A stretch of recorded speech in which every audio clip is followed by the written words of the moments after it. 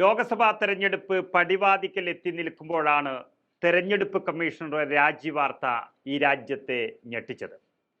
രാജ്യം അതിനിർണായകമായ ഒരു തെരഞ്ഞെടുപ്പ് പോരാട്ടത്തിലേക്ക് കടക്കാനിരിക്കെയാണ് തെരഞ്ഞെടുപ്പ് കമ്മീഷണർ രാജിവെച്ചിരിക്കുന്നത്.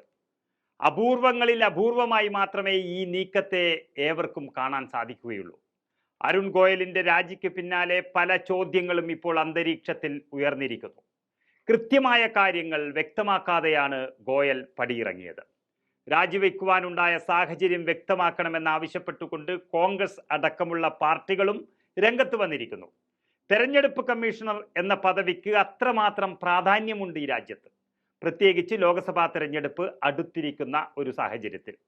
140 കോടി ജനങ്ങൾ ജീവിക്കുന്ന ഈ രാജ്യത്ത് അവർക്ക് സുഗമമായി സമ്മതിദാനാവകാശം വിനിയോഗിക്കാൻ സാധിക്കുന്നുണ്ടോ എന്ന് ഉറപ്പുവരുത്തേണ്ടത് തെരഞ്ഞെടുപ്പ് കമ്മീഷന്റെ ഒരു ഉത്തരവാദിത്തമാണ്. അതുകൊണ്ട് തന്നെ അരുൺ ഗോയലിന്റെ പിന്മാറ്റം ഉത്തരവാദിത്തത്തിൽ നിന്നുള്ള ഒരു ഒളിച്ചോട്ടമാണെന്നാണ് കോൺഗ്രസ് പറയുന്നത്. അതിനിടെ BJP ടിക്കറ്റിൽ അരുൺ ഗോയൽ പാർലമെന്റിലേക്ക് മത്സരിക്കുമെന്ന രീതിയിലുള്ള റിപ്പോർട്ടുകളും പുറത്തു വരുന്നു. കോൺഗ്രസ് നേതാവ് ജയറാം രമേശും ഇതേ സംശയമാണ് ഇപ്പോൾ ഉന്നയിക്കുന്നത്. അടുത്തിടെ കൊൽക്കത്ത ഹൈക്കോടതിയിലെ ജഡ്ജി തൻ്റെ പദവി രാജിവെച്ച് BJP ടിക്കറ്റിൽ മത്സരിക്കാൻ തയ്യാറായിരിക്കുന്നുണ്ട്. അതിൻ്റെ ചുവട് പിടിച്ചാണോ രാജി എന്നാണ് കോൺഗ്രസ് ചോദിക്കുന്നത്.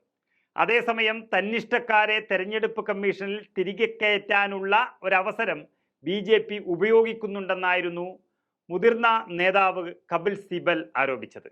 എന്തായാലും രാജി സമർപ്പിച്ച് മണിക്കൂറുകൾ പിന്നിട്ടിട്ടും അതിൻ്റെ കാരണങ്ങൾ ഇപ്പോഴും പുറത്തു വന്നിട്ടില്ല എന്നത് വലിയ ദുരൂഹതയാണ്. അതാണ് യാഥാർത്ഥ്യം. 2027 വരെ കാലാവധി നിലനിൽക്കവെയാണ് അപ്രതീക്ഷിതമായി ഒരു രാജിപ്രഖ്യാപനം ഉണ്ടായത്. കമ്മീഷനെ കേന്ദ്രം സമ്മർദ്ദത്തിലാക്കുന്നുവെന്നും രാജിയുടെ കാരണം വ്യക്തമാക്കണമെന്നും കോൺഗ്രസ് നേതാവ് KC വേണുഗോപാലും ആവശ്യപ്പെട്ടു കഴിഞ്ഞു. 2022 ഗോയൽ തെരഞ്ഞെടുപ്പ് കമ്മീഷണർ സ്ഥാനം ഏറ്റെടുത്തത്. മാർച്ച് 2ാം വാരം തെരഞ്ഞെടുപ്പ് തീയതികൾ പ്രഖ്യാപിക്കുമെന്ന് പ്രതീക്ഷിച്ചിരിക്കുന്നതിനിടയിലാണ് ഈ രാജിവാർത്തയും പുറത്തു വന്നത്.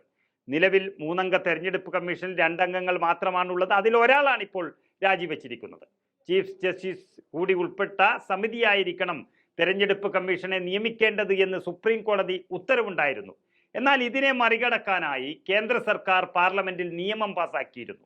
ഇത് പ്രകാരം പ്രധാനമന്ത്രിയും പ്രതിപക്ഷ നേതാവും നിയമമന്ത്രിയും ഉൾപ്പെട്ട ഒരു സമിതിക്ക് നിയമനം നടത്താമെന്ന് തീരുമാനമായതാണ്. ഇതിന്റെ മുകളിലുള്ള വിവാദങ്ങൾ നിലനിൽക്കെയാണ് അപ്രതീക്ഷിതമായി അരുൺ ഗോയലും രാജിവെച്ച് പടിയിറങ്ങിയത്.